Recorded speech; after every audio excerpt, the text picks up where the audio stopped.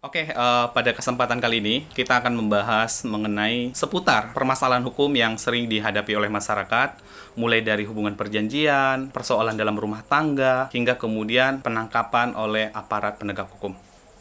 Nah, untuk itu, mari simak video berikut.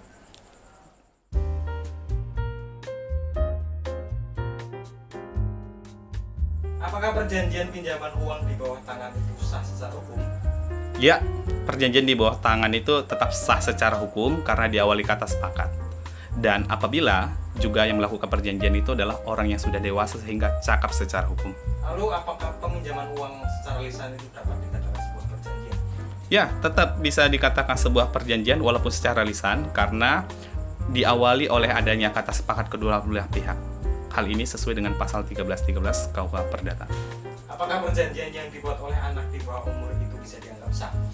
Perjanjian yang dibuat oleh anak di bawah umur itu adalah tidak sah karena belum cukup umur sehingga tidak cakap melakukan perbuatan hukum, seumpama itu perjanjian. Apakah orang yang tidak bisa bayar hutang bisa dipidana? Orang yang tidak bisa bayar hutang tidak bisa dipidana karena karena itu ranah hukum perdata sehingga tidak bisa dipidana dan diawali oleh perjanjian. Yang kedua, ada larangan tidak boleh mempidana seseorang karena tidak sanggup membayar hutang. Hal itu diatur di dalam pasal 19 ayat 2 Undang-Undang Nomor 39 Tahun 99 tentang Hak Asasi Manusia. Jadi, tidak boleh dipidana orang karena tidak sanggup membayar hutang ataupun melakukan kewajibannya sesuai perjanjian. Lalu gimana caranya menagih hutang secara hukum? Cara menagih hutang secara hukum itu bisa melalui gugatan wan prestasi ke pengadilan negeri. Setelah Anda mengetahui lokasi si berhutang, Anda bisa mendaftarkan gugatan ke pengadilan negeri dan kemudian sebelumnya harus diawali dengan sebuah somasi yang mana gunanya somasi ini adalah peringatan untuk menyatakan bahwa si kreditur atau si pemilik hutang itu dinyatakan lalai menjalankan kewajibannya sehingga bisa menjadi gugatan wan prestasi ke pengadilan negeri.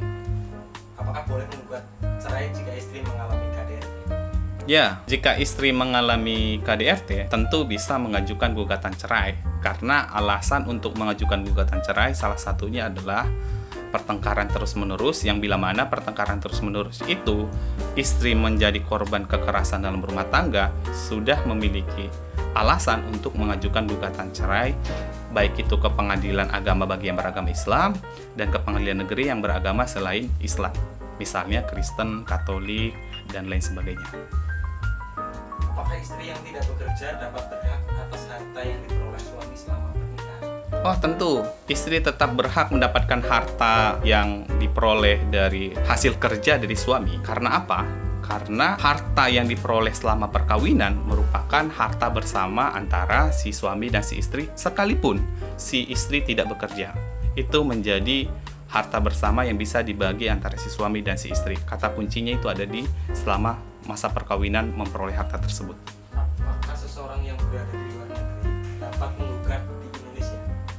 Ya, semisalnya ada sanak keluarga yang sedang berada di luar negeri, tetap dapat bisa mengajukan misalnya gugatan wan prestasi, gugatan perceraian di Indonesia di tempat kedudukan tergugat, dengan tentunya membuat surat kuasa yang dilegalisir oleh Kedutaan Besar Indonesia yang berada di negara asal si pemberi kuasa, ataupun dilegalisir oleh Konsulat Jenderal yang di sana. Yang mana legalisasi itu akan kemudian memastikan benar orang itu berada di luar negeri dan bisa diberikan kepada si pemberi kuasa ataupun kuasa hukumnya untuk mengajukan gugatan, baik itu gugatan perdata ataupun gugatan cerai di tempat kedudukan tergugat yang berada di Indonesia.